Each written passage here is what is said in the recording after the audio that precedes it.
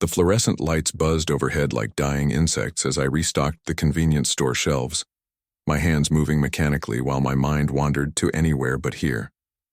At 28, I'd grown accustomed to the rhythm of night shifts at Murphy's Corner store in downtown Cleveland, the steady hum of refrigerators that never seemed to maintain the right temperature, the occasional chime of the door sensor announcing late-night customers seeking cigarettes or energy drinks, and the distant sound of traffic on Euclid Avenue carrying people to places more important than where I found myself. It wasn't glamorous work, but it paid the bills for my studio apartment 6 blocks away on East 55th Street. The building had seen better decades with radiators that clanged like percussion instruments and neighbors who played music at volumes that suggested they'd forgotten other people existed, but the rent was $450 a month, utilities included, which was about all I could manage on my wages from Murphy's and the occasional weekend shifts I picked up at a discount clothing store in Parma. My phone vibrated against my hip, the familiar buzz interrupting my thoughts about whether to reorganize the snack aisle or clean the coffee machine that had been making concerning noises for the past week. The text was from my cousin Rachel. "Family BBQ this Sunday. Mom says you should come if you're not working. Starts at 2 p.m. Bring something if you can."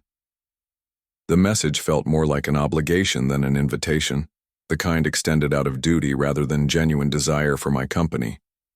The phrase "if you can" carried multiple meanings. If you can get time off work, if you can afford to contribute food, if you can handle being around successful people who might ask uncomfortable questions about your life choices.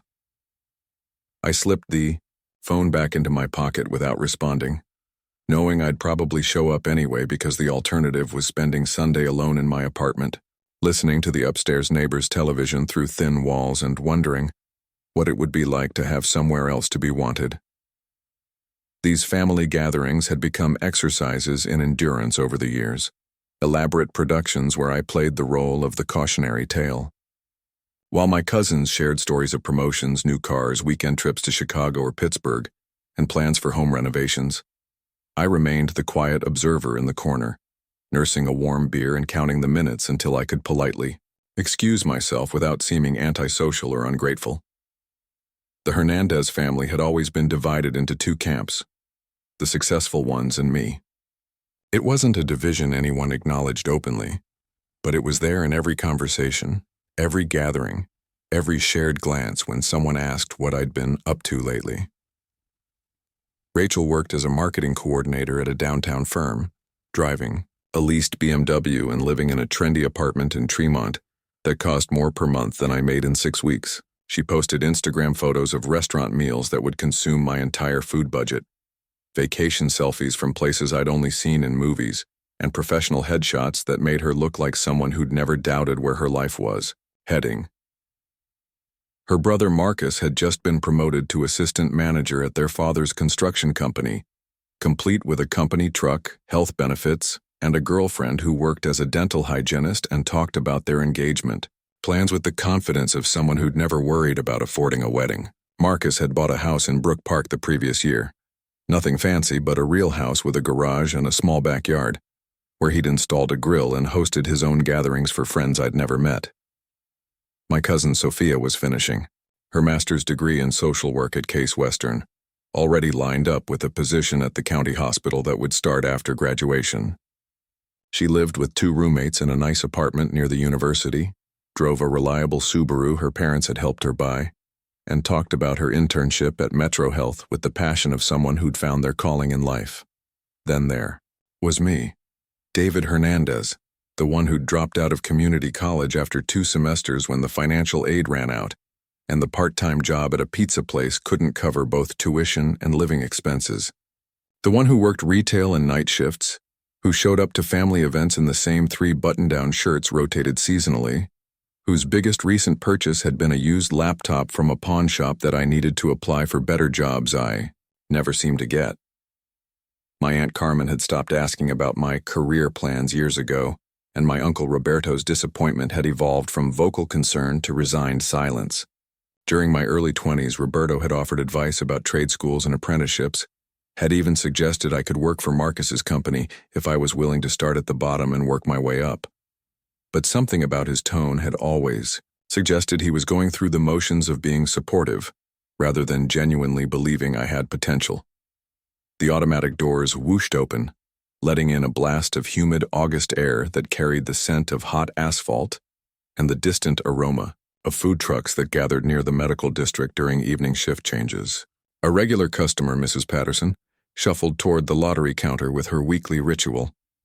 5 scratch-offs and a set of numbers she'd been playing for 15 years. Mrs. Patterson was 73 years old, lived alone in a senior apartment complex on the west side, and had been coming to Murphy's every Tuesday and Friday night for as long as I'd worked there.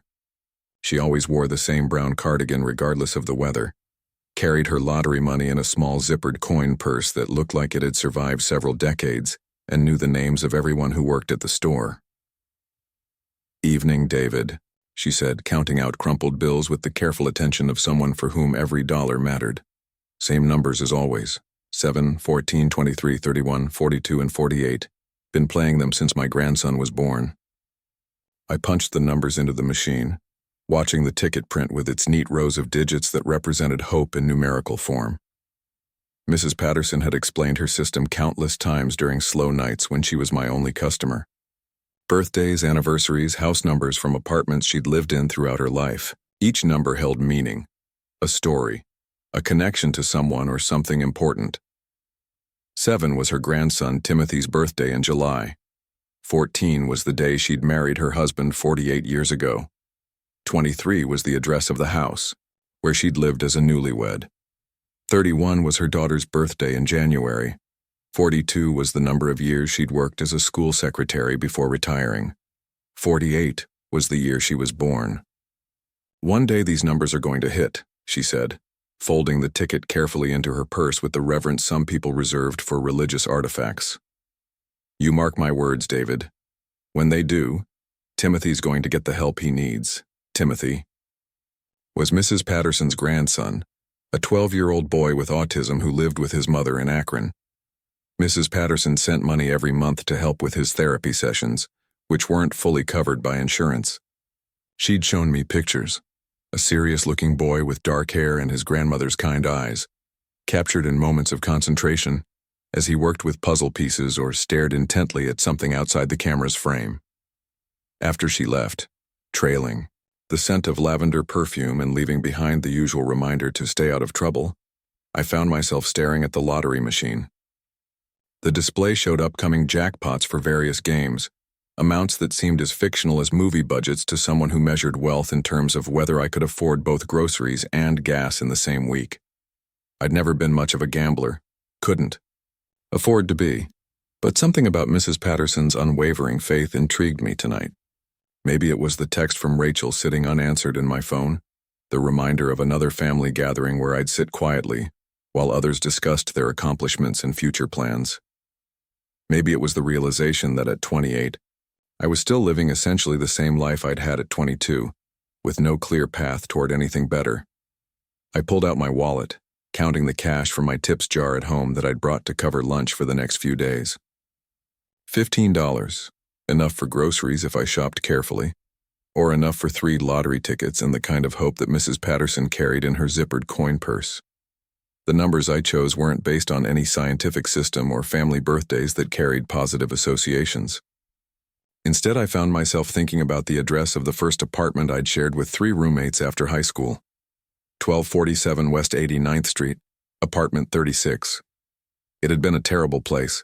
Thin walls, unreliable heat, a bathroom shared among 4 19-year-olds who had different definitions of cleanliness, but it had also been the first place that had felt like mine. The first step toward independence, even if that independence had ultimately led to a series of similar apartments that differed only in their specific varieties of disrepair. Those numbers, 12, 47, 89, 36, plus 15 for the year I graduated high school, became my first lottery ticket in over 2 years. I bought 2 more tickets with random numbers, not because I believed in diversifying my chances, but because the $15 felt like an all-or-nothing moment. A small rebellion against the practical voice in my head that usually prevented such impulses. The drawing was scheduled for Wednesday night. But I forgot about the tickets until Friday morning when I was cleaning out my wallet to do laundry at the coin-operated machines in my building's basement. The 3 slips of paper felt insignificant between my fingers, just another piece of clutter from the week. Gas receipts, grocery store coupons I'd never use, a business card from a customer who'd mentioned a job opening that probably didn't exist. I pulled up the lottery website on my phone while my clothes tumbled in the machine, the rhythmic thumping providing a soundtrack to what I expected would be another small disappointment. The Wi-Fi in the basement was spotty, requiring multiple attempts to load the page that would confirm what I already knew, that my $15 had bought me nothing but a brief fantasy about different possibilities. The winning numbers loaded, slowly on the unreliable connection. 12, 47, 89, 36, 15, and 23. I blinked, reading them again, then a third time. The screen seemed to be playing tricks on me, the numbers rearranging themselves in ways that couldn't be real. My hand started shaking as I checked the first ticket against the screen. Every number matched perfectly, including the bonus number that Mrs. Patterson always said was the key to the really big wins. The basement laundry room suddenly felt too small, too bright, too loud, despite being nearly silent, except for the washing machines. The elderly woman folding towels at the table near the dryers glanced over with concern as I gripped the edge of the plastic chair I'd been sitting in. "You all right, honey?" she asked, her voice carrying the kind of maternal concern that strangers sometimes offered in moments of obvious distress. I managed to nod, though my voice seemed to be caught somewhere between my chest and throat. I think I need some air." Outside, Cleveland's summer heat hit me like walking into a wall of humidity, but I barely noticed. I walked the 6 blocks home in a daze, clutching the ticket like it might dissolve if I held it too loosely or disappear if I didn't maintain constant physical contact with proof that this impossible thing had actually happened. My studio apartment had never felt smaller, just 400 square feet of secondhand furniture and dreams deferred. A futon that doubled as my bed and couch, a small table that served as desk and dining room, a kitchenette with barely enough counter space to prepare a sandwich. The walls were decorated with a few family photos and a poster of Lake Erie that I'd bought at a garage sale because it reminded me that beautiful things existed beyond the confines of my daily routine. I spread the lottery ticket on my kitchen table next to my laptop, the small device that represented my primary connection to a world beyond retail jobs and bill payments. I checked the numbers again against multiple websites, each confirmation feeling increasingly surreal. The jackpot amount glowed on the screen, $47.3 million. After taxes, roughly $28 million, $28 million. The number was so large it felt abstract, like trying to comprehend the distance to stars or the age of geological formations. I had no context for understanding what $28 million actually meant in practical terms. My current annual income was approximately $22,000, which meant the lottery win represented more than 1,000 years of my current salary. I thought about Mrs. Patterson's faith, about her grandson Timothy, whose birthday had contributed to those magical numbers. I thought about the family BBQ invitation still unanswered on my phone, about the expressions on my cousins' faces when they asked what I'd been up to lately. The ticket sat there on my kitchen table, innocent and life-changing, holding the power to rewrite every assumption anyone had ever made about quiet, unsuccessful David Hernandez. But along with the excitement and disbelief, I felt something else, a strange sense of uncertainty about what this meant, not just for my bank account, but for every relationship in my life. For the first time in years, I had something that other people would want, something that would make me valuable in ways I'd never experienced. The prospect was both thrilling and terrifying. The lottery office in downtown Columbus occupied the 3rd floor of a government building that looked like it had been designed by someone whose primary goal was discouraging visitors. Gray concrete walls, fluorescent lighting that made everyone look slightly ill, and the distinct institutional smell of industrial carpet and air freshener that couldn't quite mask decades of bureaucratic resignation. The claims process took 3 hours and involved more documentation than applying for a mortgage, a car loan, and a passport simultaneously. I sat in plastic chairs that had clearly been selected for durability rather than comfort, surrounded by other lottery winners in various stages of the verification process. A middle-aged woman clutched a winning scratch-off ticket worth $50,000, while an elderly man with a baseball cap pulled low over his eyes appeared to be claiming something considerably larger based on the stack of forms he was completing. "Congratulations, Mr. Hernandez," the claims officer said, sliding a folder across the desk with the practiced efficiency of someone who processed life-changing moments as routine paperwork. "Your check will be processed within 10 business days. I'd strongly recommend speaking with a financial advisor and a tax attorney before making any major decisions." I nodded, though his words felt like they were coming from underwater, distorted by the surreal nature of the situation. The reality of $28 million hadn't fully settled in yet. It felt like wearing clothes that didn't fit, too big, too foreign, too impossible to be real. The folder contained information about investment options, tax implications, and contact information for professionals who specialized in sudden wealth management. The phrase sudden wealth syndrome appeared multiple times in the literature, described as a condition affecting lottery winners who struggled to adapt to dramatic changes in their financial circumstances. The drive back to Cleveland gave me 2 hours to think. 2 hours of Interstate 71 stretching through small Ohio towns where the biggest excitement was probably the Friday night high school football games. I'd taken 3 days off work, telling my manager I had a family emergency. Technically, it wasn't a lie. This would certainly create some family dynamics I'd never experienced before. I'd made the decision to keep the news quiet for at least a week, to let the shock wear off and plan my next moves carefully. But news of large lottery wins I was about to discover has a way of traveling faster than winners expect, especially in communities where everyone knows everyone else's business. The first call came Tuesday evening while I was researching financial planners online, trying to understand the difference between fee-based advisors and commission-based salespeople. The laptop screen showed dozens of search results for wealth management firms in Cleveland, each promising discretion, expertise, and protection of assets I'd never imagined having. "David." Rachel's voice was unusually bright, almost musical, in its excitement. "I heard the most incredible rumor today. Someone said they saw you at the lottery office in Columbus yesterday. Please tell me it's true." I sat in silence for a moment, staring out my apartment window at the familiar street below, the corner store where I sometimes bought groceries, the bus stop where elderly residents waited for rides to medical appointments, the small park where neighborhood kids played basketball on a court with no nets and uneven pavement. "Where did you hear that?" I asked, though I suspected the answer involved the complicated network of connections that made privacy impossible in working-class Cleveland neighborhoods. "Marcus knows someone who works at the gas station on your corner. Jimmy, I think.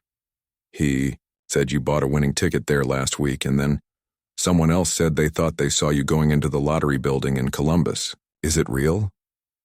"Oh my God, David, is it really real?" The excitement in her voice was infectious and unsettling at the same time. Rachel hadn't called me in over 6 months, and our last conversation had been brief and perfunctory during Christmas dinner when she'd asked how work was going and I'd given the standard response about keeping busy. "It's real," I said simply. The silence on the other end stretched long enough that I wondered if the call had dropped. I could hear background noise, television, maybe music, the sounds of someone living a life that included entertainment options beyond basic cable and library books. "How much?"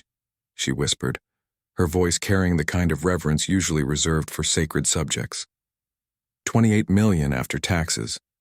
Another silence, followed by a sound that might have been crying or laughing or some combination of both. When Rachel spoke again, her words came in a rush as if she was afraid the opportunity to express them might disappear. "David, I can't believe it. This is incredible. This is amazing. We need to celebrate. The whole family needs to celebrate together. Can you imagine what Abuela would have said? Her grandson, a millionaire. She would have been so proud. Our grandmother had passed away 3 years earlier after a long illness that had drained the family's emotional and financial resources. Rachel had missed the funeral because of a work conference in Miami that she'd said was too important to cancel, though she'd sent flowers and a card expressing her regrets about the timing. "I'm still processing everything," I said, which was true but also a way of avoiding deeper conversation about what this meant. I haven't really told anyone yet. Of course, it must be so overwhelming. But you have to let us help. You celebrate this. You can't go through something this big alone, and David, her voice shifted, becoming more serious, more calculated. You know family takes care of family, right? I mean, we've all been there for each other through everything over the years. The phrase family takes care of family hung in the air after we ended the call, carrying implications and expectations that made my chest feel tight. I'd heard those words before at family gatherings, usually in the context of helping someone move or contributing to group gifts for weddings and graduations.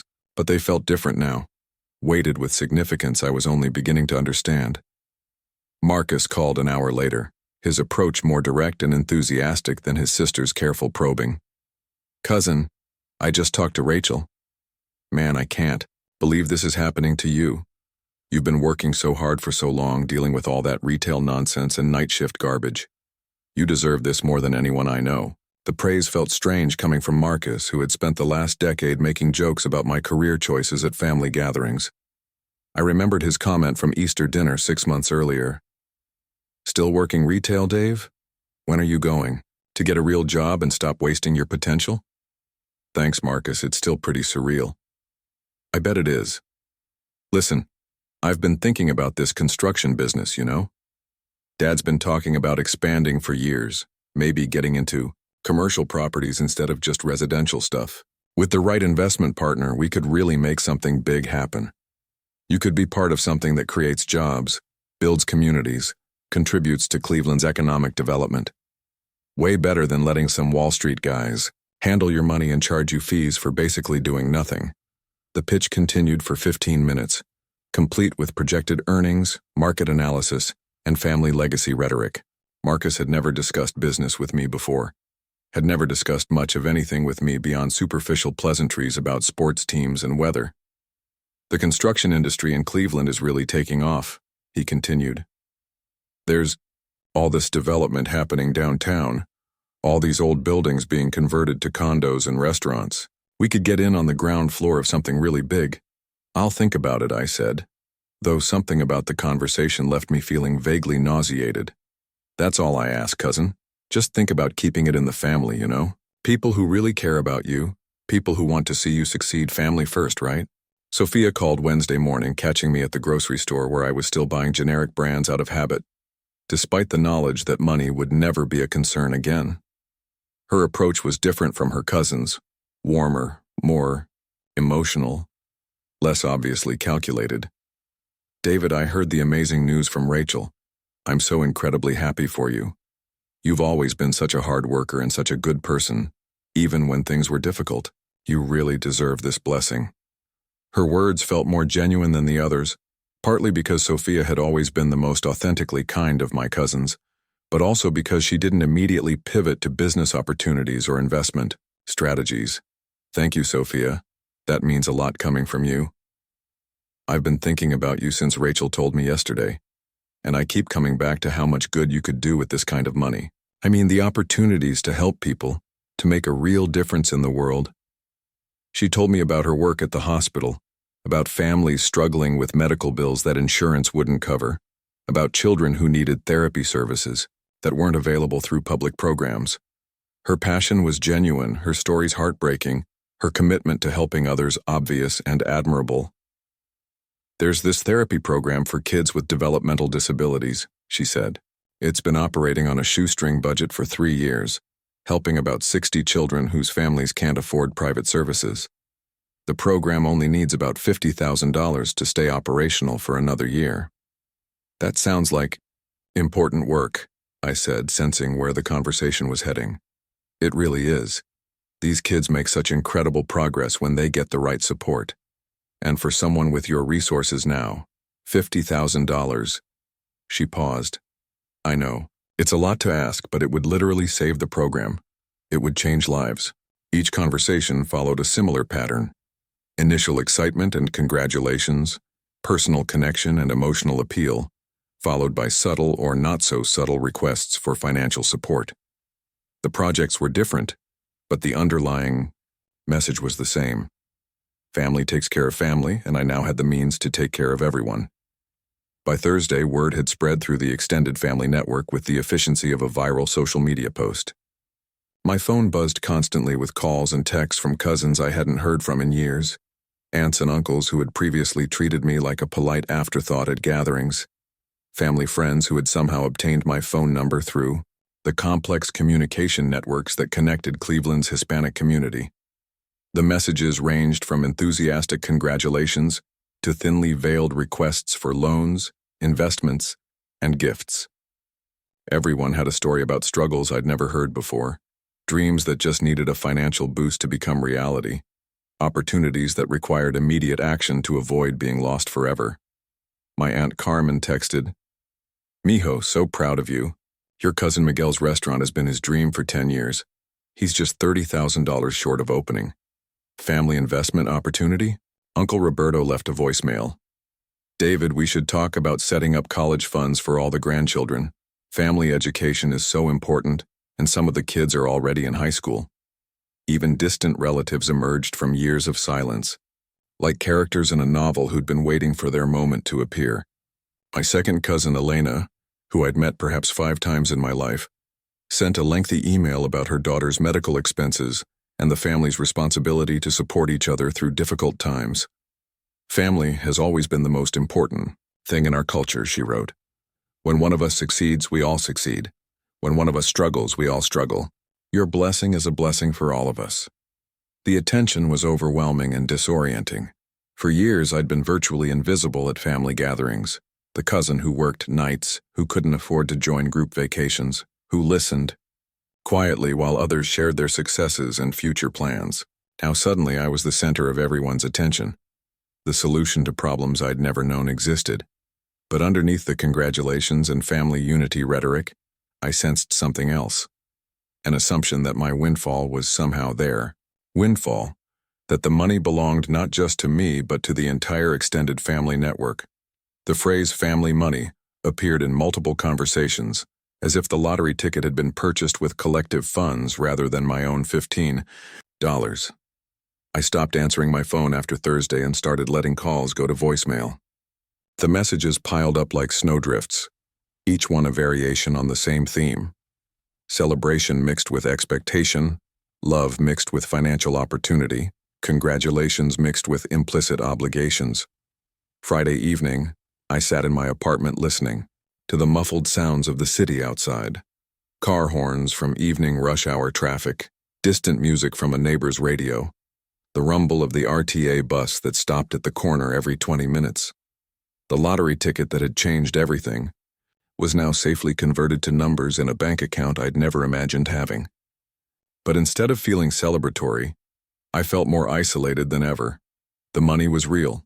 $28 million earning interest in accounts managed by professionals who spoke in terms of asset allocation and risk management. The family's sudden interest in me was real too, as was their assumption that wealth meant obligation, that success meant responsibility for everyone else's dreams and struggles. But so was the growing realization that these relationships might be more complicated than I'd ever understood, that the dynamics I'd experienced for 28 years were about to change in ways that no amount of money could control. Sunday arrived with the kind of oppressive humidity that makes Cleveland feel like a steam bath, the air thick enough to seem visible and heavy enough to make even short walks feel like exercise. I'd been dreading this day since accepting my Aunt Carmen's invitation to what she'd called a small family gathering to celebrate your good fortune.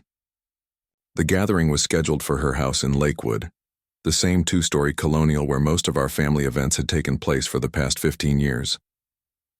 Carmen and Roberto had bought the house in 1995, back when Lakewood was still affordable for a construction worker and a school secretary.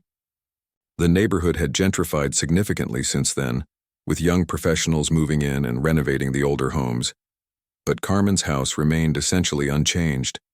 Beige siding that needed painting, a small front yard dominated by Roberto's carefully maintained vegetable garden, and a back deck where family gatherings migrated when the weather cooperated. I drove my 10-year-old Honda Civic through familiar neighborhoods, past the park where we'd had family picnics when I was in elementary school, past the ice cream shop where Carmen used to take us after good report cards, past the elementary school where several of my cousins had attended. Everything looked the same. The tree-lined streets, the mix of modest homes and small apartment buildings, the corner stores and bus stops that had defined my childhood geography. But something fundamental had shifted in the past 2 weeks. I was no longer the invisible cousin arriving out of obligation.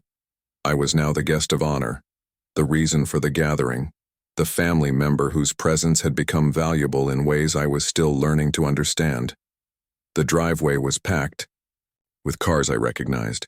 Marcus's pickup truck with the construction company decals on the back window, Rachel's BMW that always looked freshly washed, Sophia's practical Subaru with the Case Western parking decal, and several others belonging to aunts, uncles, and extended family members who usually only gathered for major holidays and funerals. Through the living room window, I could see people moving around inside, gesturing animatedly in conversation. The body language suggested excitement, anticipation, the kind of energy that preceded important family announcements or significant celebrations. I sat in my car for a few extra minutes, gathering courage I didn't know I'd need. The financial advisor I'd met with on Friday had warned me about exactly this situation during our initial consultation at her downtown office. Family money dynamics can be the most challenging aspect of sudden wealth, she'd said, her tone suggesting she'd navigated these conversations many times before. People you've known your whole life might start treating you differently, and it's rarely in ways you expect or feel comfortable with. She'd recommended setting boundaries early, being clear about my intentions, and remembering that saying no to requests didn't make me a bad person or an ungrateful family member. The advice had seemed theoretical at the time, but now, looking at the crowded driveway and the animated conversations visible through windows, it felt urgently practical. The front door opened before I could knock, as if someone had been watching for my arrival. Aunt Carmen pulled me into a hug that lasted longer than usual, her perfume sweet and overwhelming in the humid air. "Mijo, we're so proud of you. Come in, come in. Everyone's so excited to see you." The living room buzzed with conversation that stopped abruptly when I entered, like a record being suddenly paused. 12 family members turned toward me with smiles that seemed brighter than usual, more focused, more intentional. For a moment I felt like an animal in a zoo, watched, studied, evaluated for reactions and responses. "There he is," Uncle Roberto boomed, approaching with arms spread wide and a grin that took up half his face. "The millionaire, our very own lottery winner." The word millionaire hung in the air like incense, changing the entire atmosphere of the room. Suddenly everyone was moving toward me. Handshakes, hugs, backpats, congratulations that felt both genuine and performative. Authentic emotion mixed with something that resembled a business networking event. Rachel appeared at my elbow with a beer and a smile that was slightly too wide, slightly too bright. "David, I saved you a spot on the couch. We have so much to talk about, so much to catch up on." The next hour involved a parade of conversations that followed predictable patterns but felt more intense than I'd anticipated. Each family member wanted to hear the story of buying the ticket, of discovering the win, of going to the lottery office. They wanted details about the money. How much, when I'd receive it, what my plans were, whether I'd hired professionals to help manage everything. $28 million, my cousin Patricia repeated, shaking her head in wonderment. "I can't even imagine what that must feel like. What do you do with that kind of money?" "I'm still figuring that out," I said, which was true but also a way of avoiding more specific discussions about financial planning and investment strategies. But woven through the celebration was an undercurrent of expectation, of opportunity, of possibilities that extended beyond my personal situation. People mentioned their struggles more frequently than usual, their dreams that needed just a little financial support, their belief in the importance of family helping family during times of good fortune. My cousin Miguel, who'd driven up from Akron with his wife and 2 children, cornered me near the kitchen while others were occupied with Carmen's elaborate spread of food: tamales, rice and beans, grilled chicken and homemade salsa that had been simmering on the stove since morning. "David, I know everyone's probably talking to you about money today, but I want you to know my restaurant situation is different from what other people might be asking for. This isn't charity. It's a legitimate business opportunity. You'd be a partner, not just someone writing a check. Miguel's restaurant concept was genuinely impressive. A fast casual place specializing in authentic Mexican street food, targeted at the growing population of young professionals in downtown Akron. He'd done market research, identified locations, developed financial projections that showed realistic profit margins and growth potential. I've been working toward this for 8 years, he continued, his passion obvious and infectious. Saving money, learning the business, building relationships with suppliers. I'm $30,000 short of having enough capital to open, and the location I want won't wait much longer. His restaurant dream was legitimate, his passion genuine, his business plan more thoroughly researched than most small business ventures. But the conversation felt calculated in a way that made me uncomfortable, as if our family relationship had become primarily valuable as a potential source of investment capital. I'll think about it, I said, which seemed to be my standard response to all financial requests. That's all I ask, cousin. Just remember that this is family. People who care about you, people who want to see you succeed, people who'll be here long after business consultants and financial advisors move on to other clients. Sophia approached as Miguel walked away to rejoin his family. I hope people aren't overwhelming you with requests, she said, her voice carrying genuine concern. That wasn't supposed to be the point of today. What was the point? I asked, curious about her perspective on the gathering's purpose. She looked surprised by the directness of the question, as if the answer should have been obvious. To celebrate you, of course. To show how proud we are of you, how happy we are, that something wonderful finally happened to someone who deserves it. But even Sophia, with her genuine warmth and apparently selfless motivations, couldn't resist mentioning the children's therapy program again during our conversation. The mention was subtle, almost casual, but it was there, a reminder that opportunities to help existed, that resources could make differences in ways that went beyond personal comfort or security. Maybe we could grab coffee sometime soon, she suggested. Just to catch up, but also to talk about opportunities to make a real difference in people's lives. There are so many ways someone in your position could help. The real moment of truth came after dinner, after the dessert plates had been cleared and the children had been settled in the basement with movies and video games. Uncle Roberto stood up and tapped his beer bottle with a fork, the sound cutting through multiple conversations and drawing everyone's attention. I want to make a toast, he announced, his voice carrying the authority of someone accustomed to being heard at family gatherings. To David, who's shown us that dreams really can come true, that hard work and good character eventually get rewarded. And to family, because no matter what happens in life, no matter how much success or money anyone has, family is what matters most. Everyone raised their drinks, and I felt the weight of their expectations settle around me like a heavy coat in summer heat. The toast felt rehearsed, purposeful, designed to establish a framework for what was about to happen. Now, Roberto continued, setting down his beer and assuming a more serious expression, Carmen and I have been talking with some of the others, and we think it's important that David knows he has family who want to help him make smart decisions. With this blessing he's received. The room went quiet in a way that felt deliberate, orchestrated, as if this moment had been planned and anticipated by everyone except me.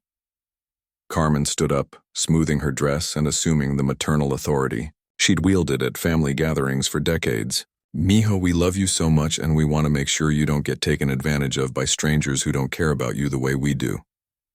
Marcus stepped forward, holding a folder that looked professionally prepared, with multiple sections and color-coded tabs.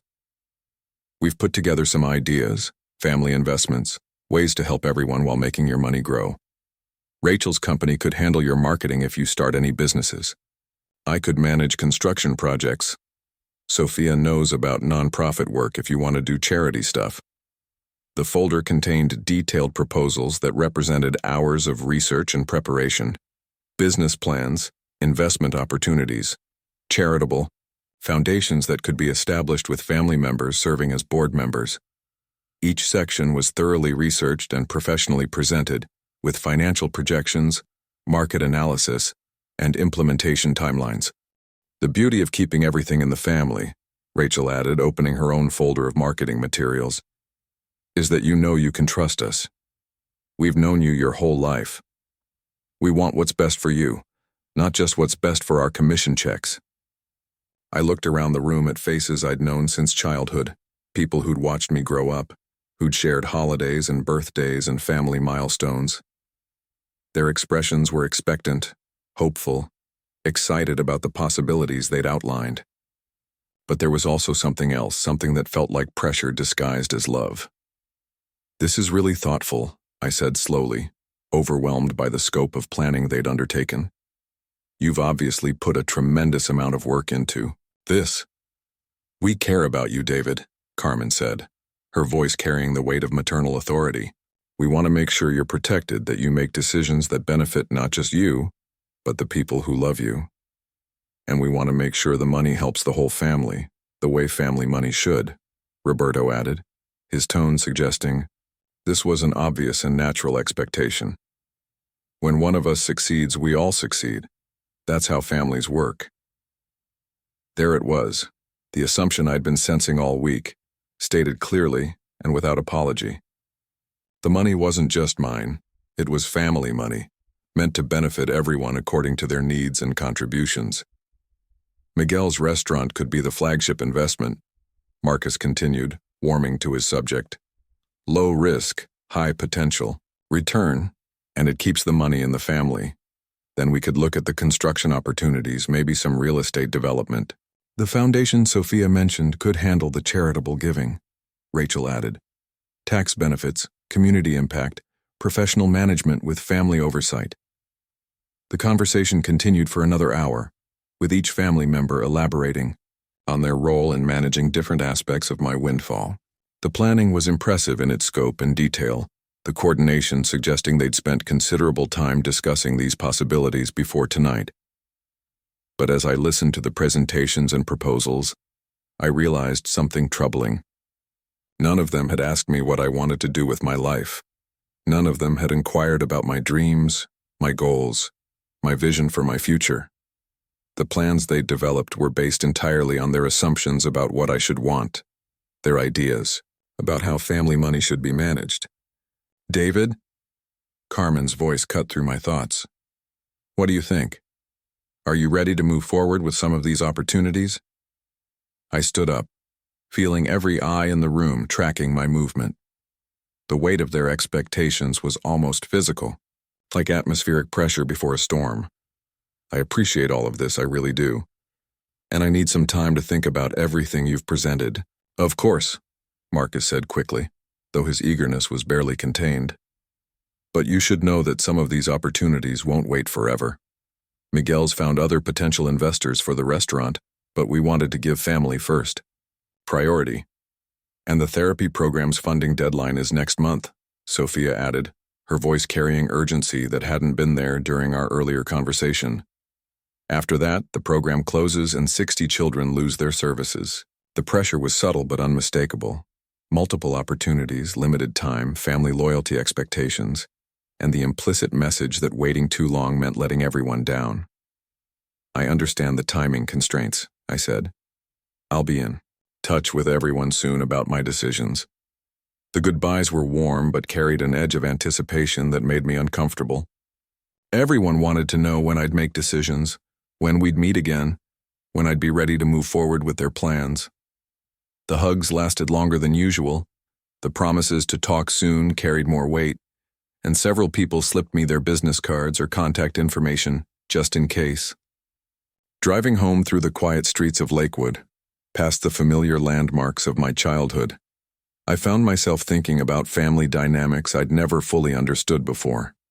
For years, I'd felt like an outsider at these gatherings, the cousin, who didn't quite fit, who didn't have much to contribute to conversations about careers and achievements and future plans. Now I was central to everyone's attention, integral to their planning and decision-making. But it didn't feel like acceptance or inclusion. It felt like I'd become a resource to be managed, a problem to be solved, an opportunity to be leveraged for everyone's benefit. The financial advisor's words echoed in my head. The hardest part isn't managing the money. It's managing the relationships that change because of the money. I pulled into my apartment building's parking lot, looking up at the familiar outline of my studio apartment window. The building looked the same. The neighborhood was unchanged, and my living situation remained as modest as it had been 2 weeks ago. $28 million hadn't altered the physical circumstances of my daily life, but it had fundamentally changed how my family saw me and how I was beginning to see them. Tomorrow, I'd need to start making decisions that would affect not just my future, but my relationships with people I'd known my entire life. The weight of those choices felt heavier than any amount of money, more complicated than any financial planning strategy.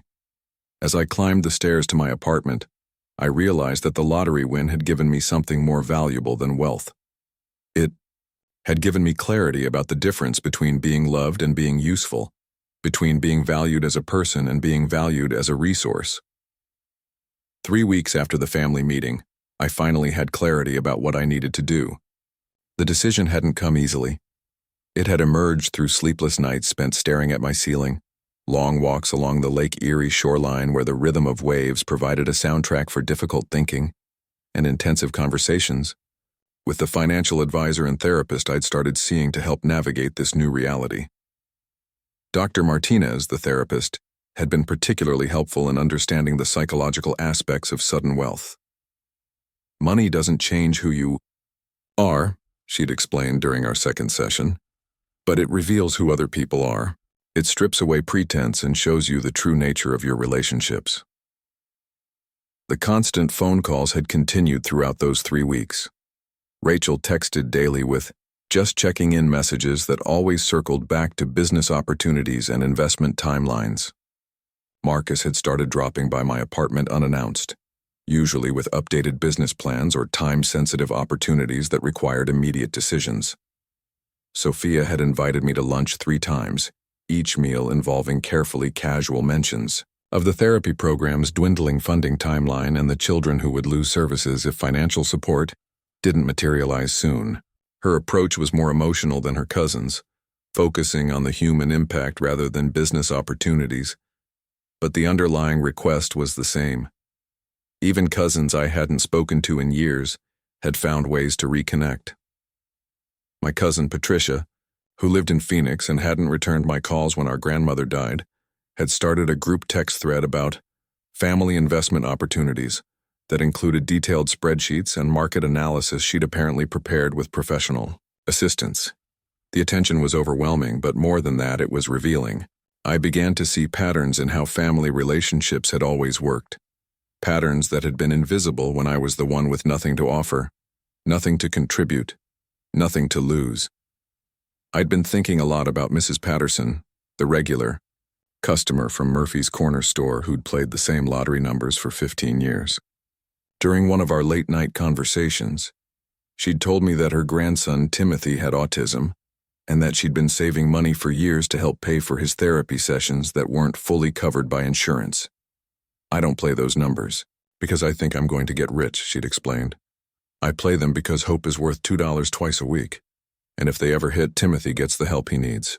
That understanding had crystallized something important for me about the difference between using money to help people and letting people use you because you have money.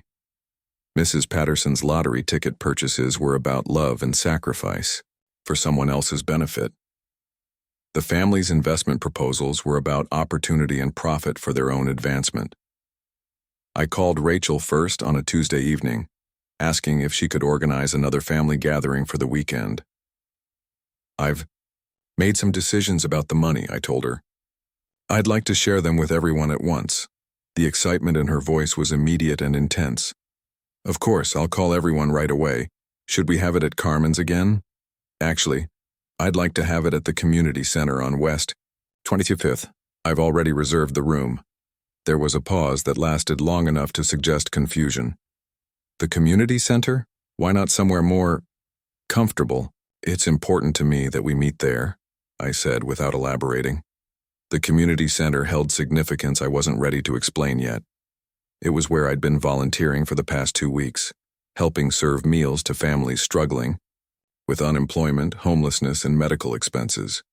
The work had given me perspective on what genuine need looked like, on the difference between wanting opportunities and requiring basic necessities. Saturday afternoon arrived gray and cool, with the first hint of autumn in the air and a breeze off Lake Erie that carried the promise of seasonal change. I arrived at the community center early, setting up folding chairs in a circle and preparing for what I knew would be a difficult conversation. The building was located in one of Cleveland's older neighborhoods, surrounded by modest homes and small businesses that served working-class families. It was the kind of place my family members rarely visited, the kind of community space that existed for people who needed assistance rather than people who provided it. The family members arrived gradually, looking slightly out of place in the institutional setting but maintaining their enthusiasm for what they expected would be a celebration of investment decisions and financial partnership. Rachel arrived with a legal pad and several folders containing what appeared to be updated business proposals. Marcus carried what looked like contractor blueprints and material cost estimates. Sophia brought information packets about various charitable organizations that could benefit from foundation funding. When everyone was seated in the circle, I stood in the center, looking at faces that had been part of my entire life. These were people who'd known me as a child, who'd watched me struggle through adolescence and early adulthood, who'd been present for birthdays and graduations and family celebrations that had shaped my understanding of belonging and identity. "Thank you all for coming," I began, my voice steadier than I'd expected. "I know everyone's been patient while I figured out what to do with this lottery win, and I appreciate that patience more than you know." Nods and encouraging smiles around the circle, expressions of anticipation and excitement about the decisions they expected me to announce.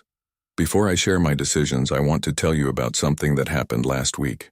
I was volunteering at the food bank on Lorraine Avenue, and I met a woman named Mrs. Rodriguez. She's been coming there for 6 months because her husband lost his job when the factory closed, and they have 3 kids under 10 years old. I saw some puzzled expressions. This wasn't the business-focused discussion they'd anticipated. Mrs. Rodriguez didn't know who I was, didn't know about the lottery money or any of the attention that's been surrounding our family lately.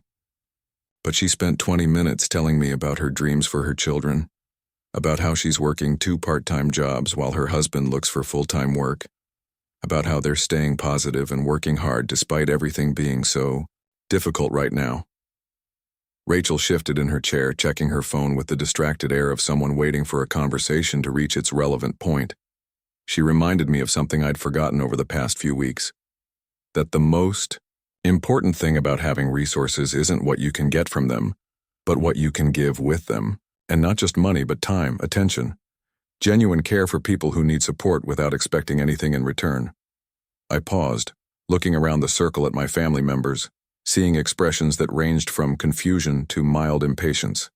"I've been thinking about all of your proposals, all of your business ideas and investment opportunities and family projects.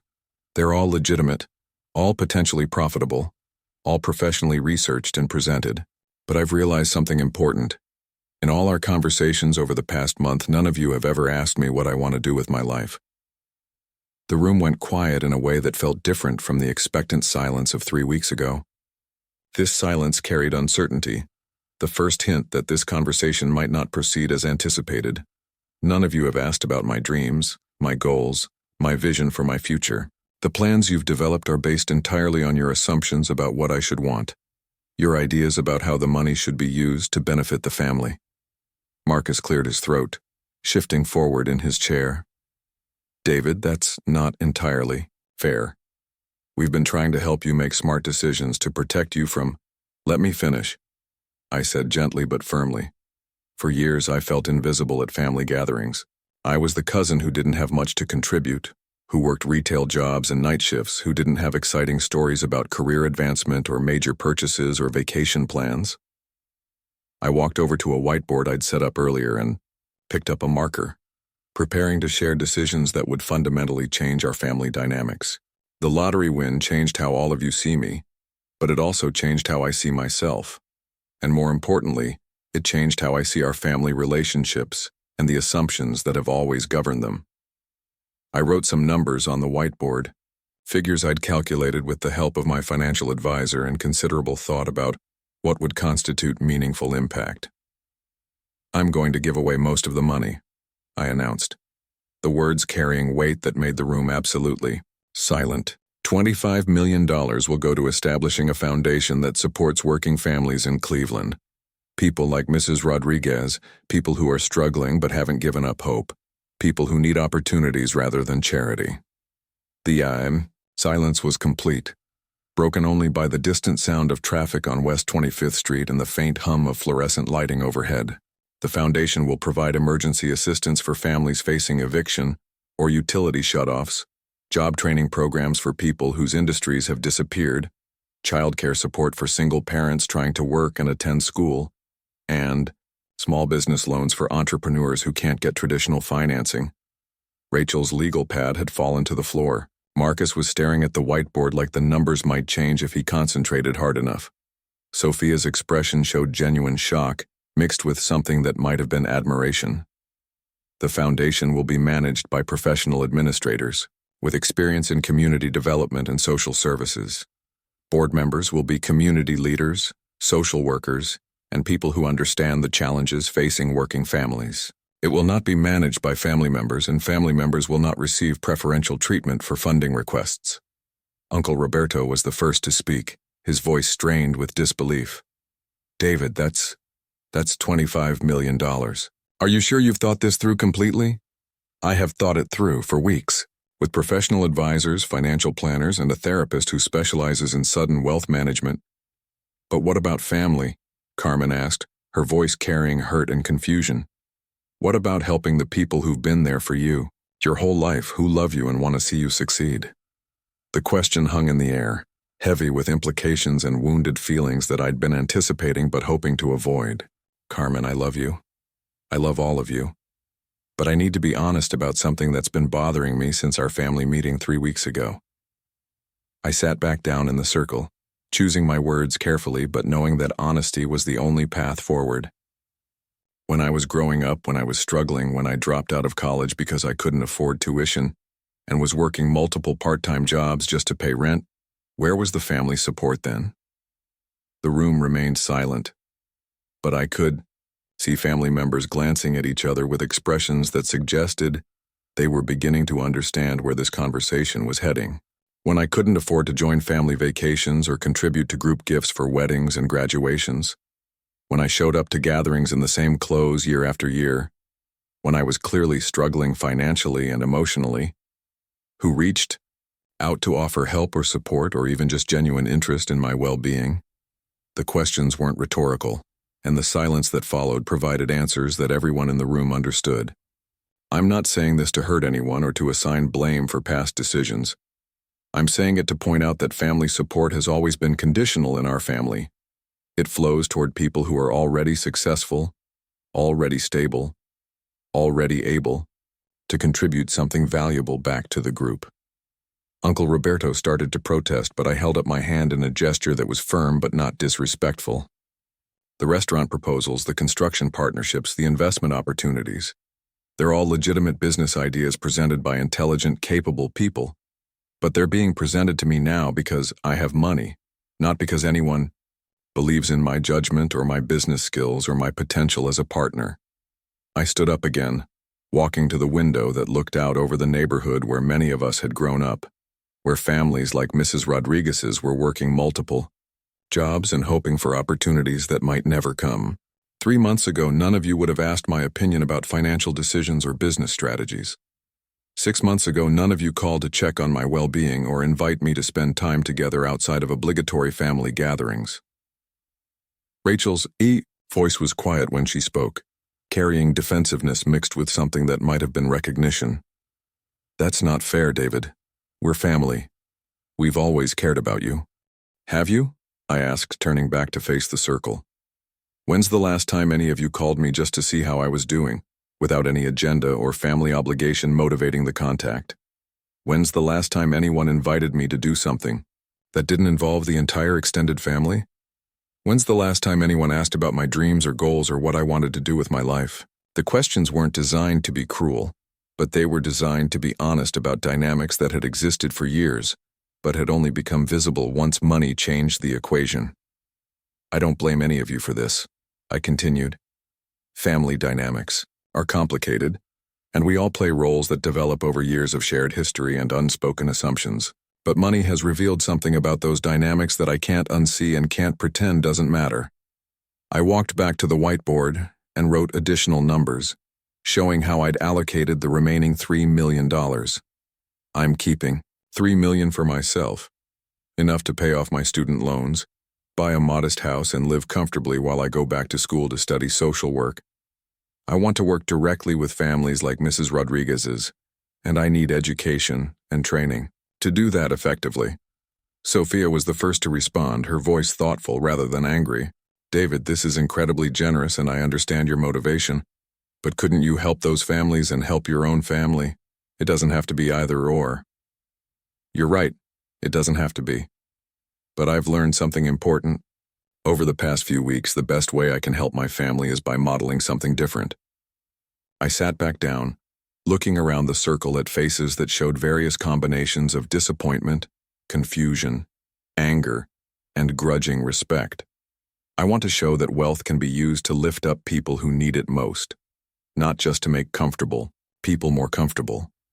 I want to demonstrate that success creates responsibility for those who haven't had the same opportunities, the same support systems, the same safety nets. The conversation continued for another hour, with family members expressing their feelings about my decision and their concerns about my future. Some were genuinely hurt that I'd chosen strangers over family.